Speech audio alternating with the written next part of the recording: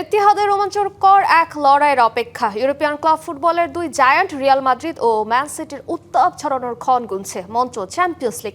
শক্তিমত্তায় পার্থক্য কম থাকায় জমাট লড়াইয়ের আভাস। অতীত রিয়ালের পক্ষে, অন্যদিকে পিছিয়ে নেই ম্যান সিটি।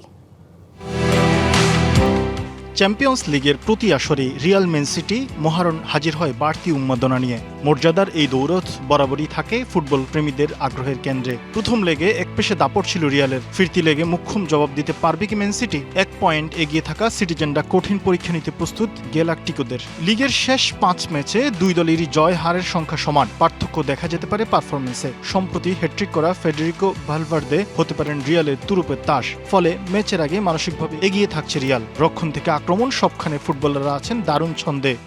আমি যখন এসেছি তখন থেকেই রিয়াল মাদ্রিদ তার সমর্থকদের তাই উপহার দিয়ে যাচ্ছে যা সমর্থকেরা চায়। আমি আশা করি পরের ম্যাচেও মাদ্রিদের ফ্যানরা আমাদের অকুণ্ঠ সমর্থন দেবে, আমরাও তাদের আস্থার প্রতিদান দিব। এবার নগদে পাচ্ছেন হেলিকপ্টার অফার, তাই কেনাকাটার পেমেন্ট নগদে করুন আর বুঝে নিন 2000 টাকারও বেশি ক্যাশব্যাক সহ হেলিকপ্টার রাইড। পেমেন্ট শুরু করুন আজই।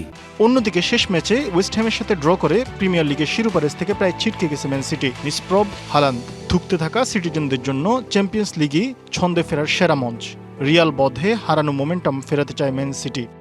মাদ্রিদ কি তার ইতিহাসে কখনো কামব্যাক করেনি? আমাদের চেষ্টা করতে হবে, আমাদের সমর্থকদের জন্য, আমাদের জবের জন্য আমরা পারবো। এখনও আমাদের হাতে বেশ কিছু ম্যাচ তো আছে।